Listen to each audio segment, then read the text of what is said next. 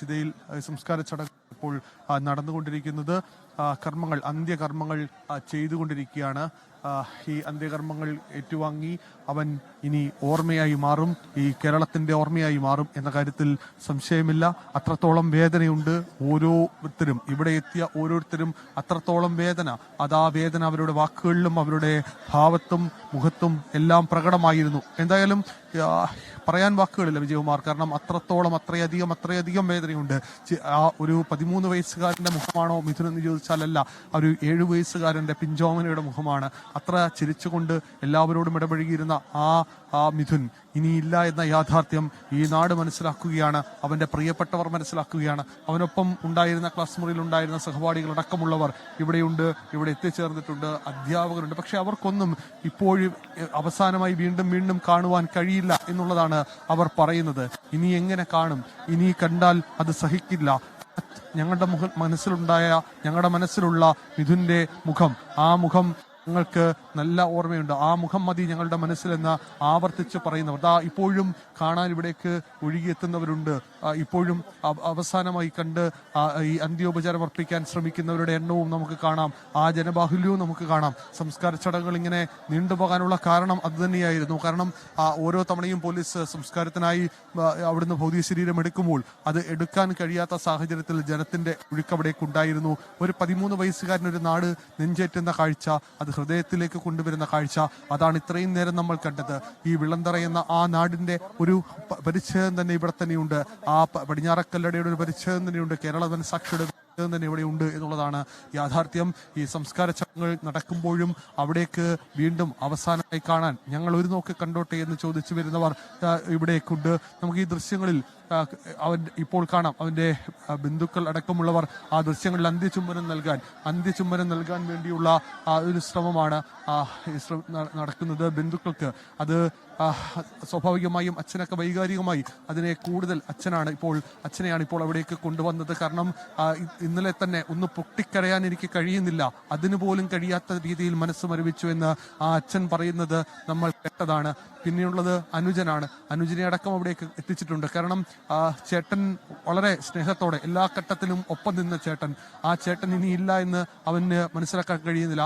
ആ മിഥുന് അവസാനമായി ആ നെറ്റിയിൽ ഒരു ചന്ദനക്കുറി വരച്ചുകൊണ്ട് ആ അച്ഛൻ അന്ത്യചുംബനം നൽകുകയാണ്. ആ അന്ത്യചുംബനം നൽകുന്ന കാഴ്ചയാണ് അത് അങ്ങേയറ്റം ഹൃദയഭേദകമാണ്. കാരണം ഒരച്ഛനും ഒരു ജീവിച്ചിരിക്കുമ്പോൾ ഒരു മകന് ഇത്തരത്തിൽ യാത്രയാക്കാൻ കഴിയരുത് എന്ന് ആവർത്തിച്ച് പറയേണ്ട സാഹചര്യമാണ്. പക്ഷേ അങ്ങനെയും ചെയ്യേണ്ടി വരുന്നു. ബന്ധുക്കൾ, നമ്മളോട് സംസാരിച്ച നേരത്തെ സഹോദരന്മാരുണ്ടായിരുന്നു, ഈ മിഥുന്റെ അമ്മാവന്മാരുണ്ട്. അവരെല്ലാം പറയുന്നൊരു കാര്യം, ഞങ്ങൾ ജീവിച്ചിരിക്കുമ്പോൾ ഞങ്ങളുടെ പ്രിയപ്പെട്ടവൻ, ഞങ്ങളുടെ പൊന്നോമന ഇങ്ങനെ പോകുമെന്നൊരിക്കലും കഴിയില്ല.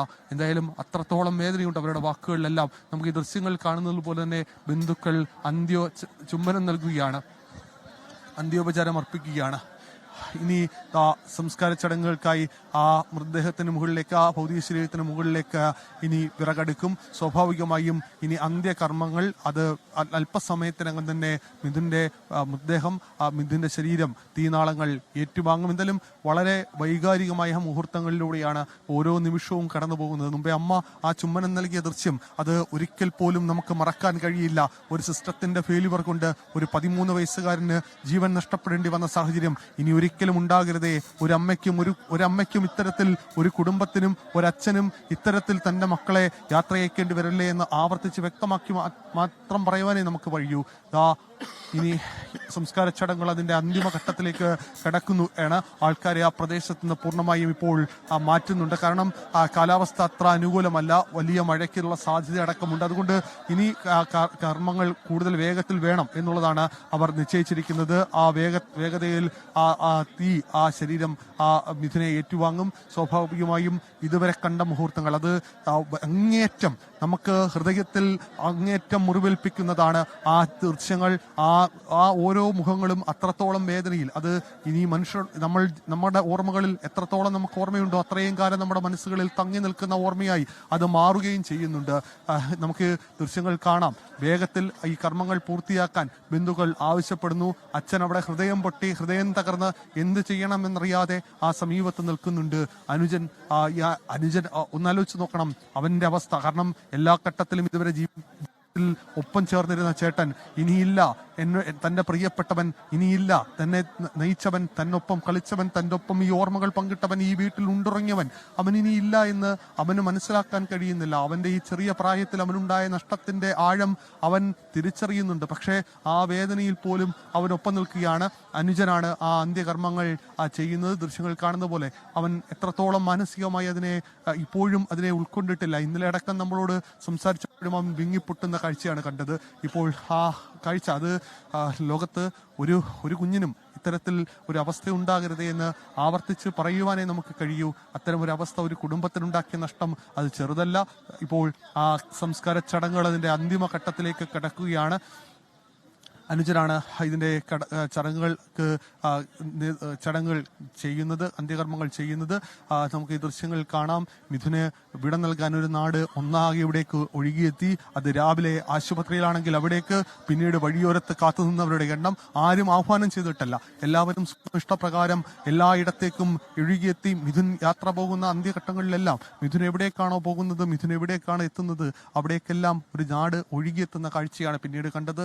സ്കൂളിൽ നിശ്ചയിച്ച സമയക്രമത്തിനപ്പുറമുള്ള പൊതുദർശനം നടക്കേണ്ടി വന്നു. ഒടുവിൽ അവിടെ നിന്ന് തിരിച്ചു വരുമ്പോഴും വഴിയരികിൽ കാത്തു നിൽക്കുന്നവർക്ക് മുമ്പിൽ വാഹനം നിർത്താതെ പോകാൻ ചടങ്ങിലേക്ക് കടക്കുകയാണ്. അല്പസമയത്തിനകം തന്നെ ചിതയ്ക്ക് തീ കൊളുത്തും. അനുജൻ സുജനാണ് അന്ത്യകർമ്മങ്ങൾ ചെയ്യുന്നത്.